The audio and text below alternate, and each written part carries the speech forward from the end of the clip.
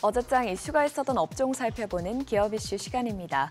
어제 우리 시장은 애플발 호재 관련주들이 강하게 반등하면서 상승으로 마감했죠. 한 박자 늦었던 월가의 호평에 애플 주가와 국내 애플 부품주도 하루 만에 천국과 지옥을 오갔는데요.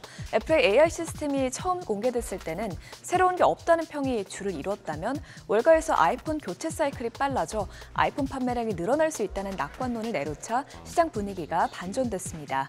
애플 인텔리전스의 AI 기능은 아이폰 15 프로와 아이폰 15 프로 맥스 그리고 추후 출시되는 제품에서만 사용될 수 있기 때문인데요.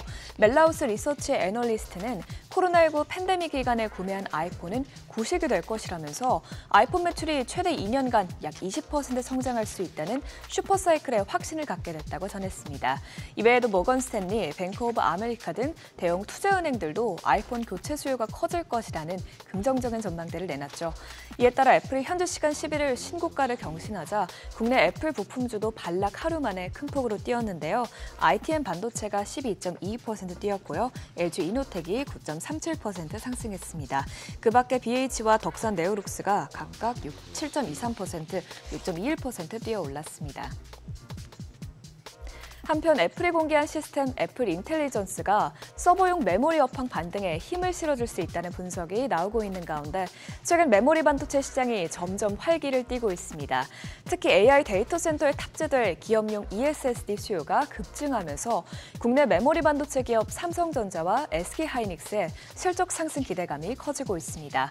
업계에 따르면 모건 스탠리는 최근 SK하이닉스의 올해 연간 영업이익 전망치를 기존 대비 22.4% 상향했는데요. 이는 범용 디램에 대한 공급 부족 현상이 나타날 수 있기 때문입니다. 또한 모건 스탠리는 SK하이닉스의 낸드 영업이익도 기존 대비 40%가량 높여 잡기도 했습니다.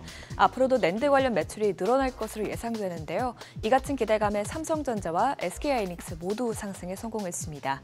어제 한미반도체는 9.17% 뛰면서 코스피 시총 20위에 등극했고요. TCK는 6.82% 상승했습니다. 또 그 밖에 삼성전자는 1.73% 오르면서 4거래일 만에 반등에 성공했고 SK하이닉스는 1.18% 뛰면서 연 이틀 사상 최고가를 경신했습니다. 최근 화장품 수출액이 반도체보다 더 빠른 상승세를 보여주고 있습니다. 이번 5월에도 화장품 업종은 역대 최대 수출액을 경신했는데요. 5월 잠정 화장품 수출액은 1년 전보다 11% 증가한 7억 4천만 달러를 기록했습니다. 국가별로는 중국 시장이 27%로 가장 큰 비중을 차지했고요.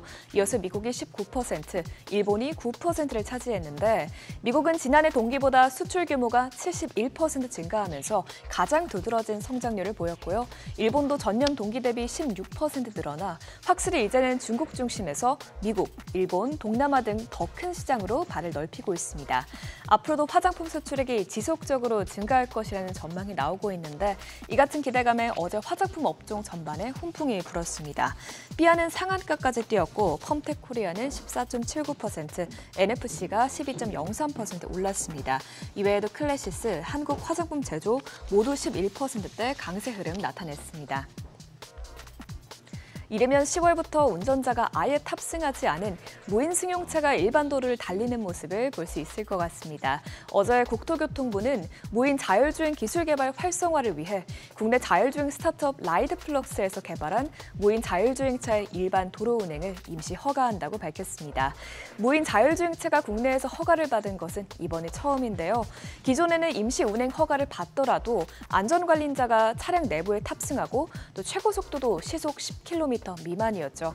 하지만 이번에 임시 운행 허가를 받은 차량은 최고 속도 50km까지 달릴 수 있고 자율주행 시범 운행지구이긴 하지만 일반 도로를 달리는 것이 특징입니다. 이를 계기로 앞으로 임시 운행에 나서려는 업체들도 많아질 것으로 보이는데요. 이를 대비하기 위해서 국토부는 무인 자율주행차의 임시 운행 허가 세부 기준을 더 구체화할 계획이라고 합니다. 이 같은 소식에 자율주행차 관련주들이 들썩였는데 라이콤이 상한가까지 직행했고요. 라닉스는 9.08% 뛰었습니다. 이외에도 모바일 어플라이언스가 6.85%, 한국 단자와 스마트 레이더 시스템 모두 5%대 상승세를 기록했습니다. 지금까지 어제장 이슈 살펴봤습니다.